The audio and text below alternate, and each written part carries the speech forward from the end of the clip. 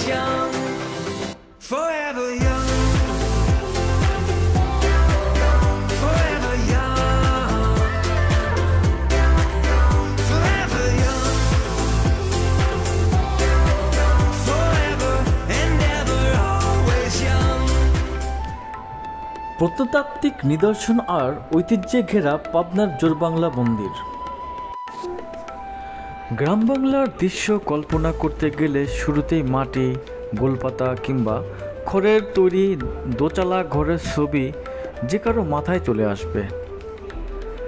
সপ্তদশ দশকের দিকে বঙ্গ অঞ্চলে জোরবাংলা, যা লোকমুখে চারচালা বা জোরু বাংলা নামেও পরিচিত, নামক এক ধরনের স্থাপত্য রীতি মন্দিরের নকশা বেশ জনপ্রিয় হয়ে উঠেছে। এই রীতি অনুযায়ী পুরো মন্দিরের নকশা দুটো অংশ থাকে। ইমারতের স্থায়িত্বের কথা বিবেচনা করে দুটি চালা সেখানে পাশাপাশি জোড়া দিয়ে দেওয়া হয়। একটি চালা ব্যবহার হয় বারান্দা হিসেবে, অপরটি মন্দির হিসেবে। এমন স্থাপত্যশৈলীর নমুনা পাওয়া যায় পশ্চিমবঙ্গের বর্ধমান জেলার কালনায়, বাঁকুড়া জেলার বিষ্ণুপুরে, পুরুলিয়া জেলার গড়পঞ্চকোটে, হুগলি জেলার গুপ্তিপাড়া আর বাংলাদেশের পাবনা শহরে। এছাড়া আরও বেশ কিছু জোরবাংলা মন্দির বাংলাতে রয়েছে, তবে মূলত পাবনার জোরবাংলা গোপীনাথ হিন্দু মন্দিরটি নিয়েই আমাদের আজকের আয়োজন। জোরবাংলা গোপীনাথ মন্দির বাংলাদেশের পাবনা জেলায় অবস্থিত দুটি জোরবাংলা মন্দিরের একটি বেশি প্রসিদ্ধ, অপর মন্দিরটি একজন সাধুর মাজার হিসেবে ব্যবহার করা হচ্ছে। আর এই কাজের জন্য জোরবাংলার মন্দিরটি পোড়ামাটির ফলক ধ্বংস করে সম্পূর্ণভাবে এর কাঠামো বদলে দেওয়া হয়েছে। দেখা বোঝার কোনো উপায় নেই যে একসময় জোরবাংলা মন্দির ছিল। ঠিক একইভাবে পুরো বাংলাদেশ জুড়ে ছড়িয়ে থাকা 10টি জোরবাংলা মন্দিরের মধ্যে টিকে আছে শুধুমাত্র এই পথটি। গোপীনাথ জোরবাংলা মন্দিরটি গণপ্রজাতন্ত্রী বাংলাদেশ সরকারের প্রত্নতত্ত্ব অধিদপ্তর কর্তৃক স্বীকৃত। দুঃখের বিষয় হচ্ছে মন্দিরটি সম্পর্কে পর্যটকদের এত কৌতূহল থাকা সত্ত্বেও এর প্রতিষ্ঠান কিংবা নির্মাতা সম্পর্কে নিশ্চিত কোনো তথ্য পাওয়া যায় না। বিভিন্ন প্রত্নতাত্ত্বিকের গবেষণা কেন্দ্র করে পাবনার জোরবাংলা মন্দিরের ইতিহাস এখনও উল্লেখ করা হয়। পাবনা শহর থেকে 2 কিলোমিটার উত্তর পূর্বাঞ্চলে কালাচাঁদপাড়া নামক একটি এলাকা রয়েছে। এখানে অবস্থিত বিখ্যাত জোরবাংলা মন্দির। গুগল আর্থ ইমেজ দেখা যায় মন্দিরটি উত্তরমুখী। এই মন্দিরটি দক্ষিণ দিকে প্রায় 50 মিটার দূরে রয়েছে কানাপুকুর। ঘনবসতিপূর্ণ এলাকা দক্ষিণ রাঘবপুরে বাঁকানো একটি কাঠামো নিয়ে খোলা জায়গায় দাঁড়িয়ে রয়েছে মন্দিরটি। বর্তমানে এখানে কোনো দেবদেবীর পূজার্চনা করা হয় না। পাবনা জেলার ইতিহাস গ্রন্থের লেখক রামায়ণ সাহার দেয়া তথ্য অনুযায়ী এককালে এখানে গোপীনাথের মূর্তি ছিল, নিয়মিত তার পূজাও হতো। সেখান থেকে মন্দিরটি গোপীনাথের মন্দির হিসেবে পরিচিতি লাভ করে। এখানে রাধাকৃষ্ণের মূর্তি ছিল বলেও জানা যায়। এখানে সর্বশেষ কবে পূজা হয় সে প্রসঙ্গে তিনি বলেন, 1910 সালে স্থানীয় কালী মন্দিরে গোপীনাথের মূর্তিটি সরিয়ে নিয়ে যাওয়া হয় এবং তখন থেকেই তা এখানে আছে। অপরদিকে নাজিমুদ্দিন আহমেদ বলেন, এই জোরবাংলা মন্দিরটি নির্মাণ কাজ সম্পূর্ণ হয়নি বলে সেখানে কখনোই পূজার্চনা হয়নি। একটি পরিত্যক্ত মঠ হিসেবে আজীবন পড়ে আছে এটি। মন্দিরের সামনের দিকে 3টি অর্ধবৃত্তাকার খিলান বিশিষ্ট প্রবেশপথ রয়েছে। দরজা এবং বাইরের দিকে নকশা করা ইটের কারুকাজ মন্দিরের সৌন্দর্য বাড়িয়ে তুলেছে বহুগুণে।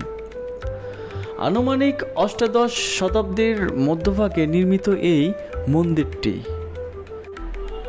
নির্মাতা হিসেবে মুর্শিদাবাদে নবাবের তহসিলদার জনক ব্রজমোহন ক্রিয়া অধিক পরিচিত। যদিও এখানে কোনো শিলালিপি পাওয়া না যাওয়ার এই ব্যাপারগুলো নিশ্চিত হয়ে বলার কোনো উপায় নেই।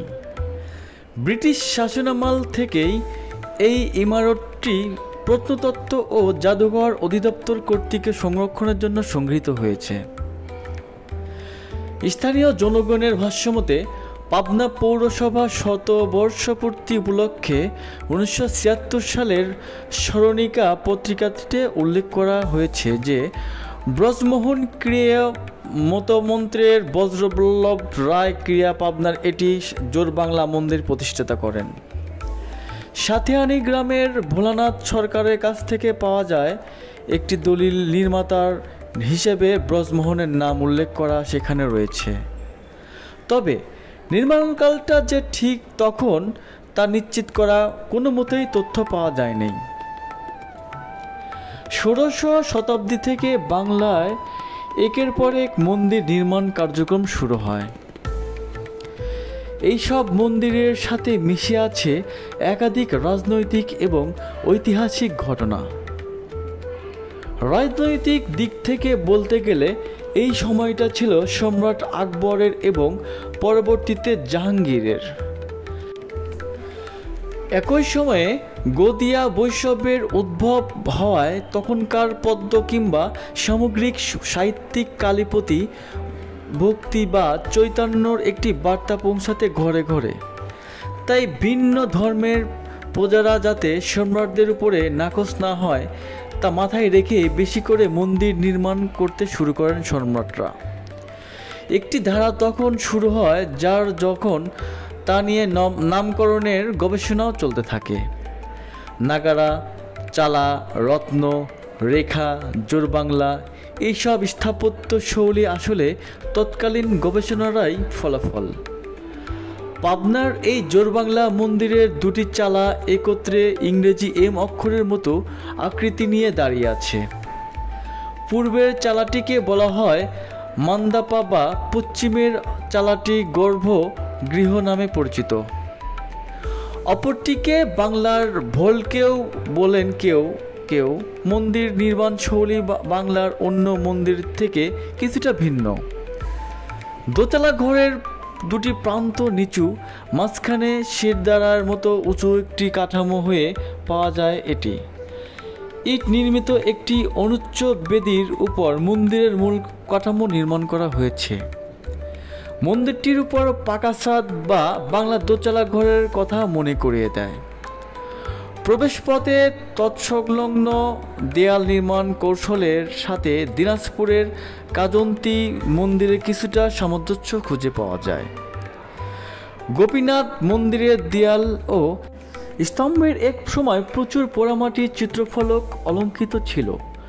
1897 সালে ভূমিকম্পে মন্দিরের যথেষ্ট ক্ষতি সাধিত হয়েছিল। এই ইমারতটি ভাস্কর শিল্পের একটি দারুণ নিদর্শন। আকারে ছোট হলেও দৃশ্য বেশ সুন্দর। ছোট ইটের পোড়া কারুকাজ দিয়ে নকশা মন জুড়ে যায়। দেয়ালগুলো বেশ প্রশস্ত, কিন্তু সেই তুলনায় ভিতরের কামরাগুলো অপ্রশস্তও বলা চলে। মন্দিরটির দিকে তাকালে এক নজরে চোখে পড়বে বৃষ্টি আর আর্দ্রতার কারণে পোড়ামাটির ফলক ক্ষয়ে গেছে অনেকাংশ। তাছাড়া মাটির লবণাক্ততার জন্য কাঠামোগতভাবে নকশার অস্তিত্ব খুঁজে পাওয়া মুশকিল হয়ে পড়েছে। দীর্ঘদিন ধরে মন্দির তালাবদ্ধ রয়েছে, ফলে দর্শনার্থীরা ভিতরে যেতে পারছে না। এলাকাবাসী এবং বিভিন্ন সংবাদ মাধ্যমে মন্দিরটি রক্ষা করার দাবি করেছেন। বাংলাদেশে প্রত্নতত্ত্ব অধিদপ্তর মন্দিরটি তত্ত্বাবধান করে।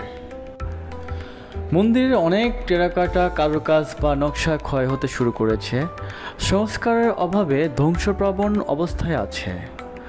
অনেক অংশ ছেঁড়া বা মাটির নিচে চাপা পড়ে নষ্ট হচ্ছে। কেউ যদি যেতে চান এখানে, তাহলে পাবনা শহর থেকে রিকশায় বা স্থানীয় পরিবহনের মাধ্যমে পৌঁছাতে পারবেন সেখানে। আশা করি আমার ভিডিওটি সম্পূর্ণ দেখবেন আর কমেন্ট সেকশনে জানাবেন সবার কেমন লাগলো মতামতটি। আর যারা আমার চ্যানেলটি সাবস্ক্রাইব করেননি, তারা চ্যানেলটি সাবস্ক্রাইব করে আমার চ্যানেলেই পাশে থাকবেন। ধন্যবাদ।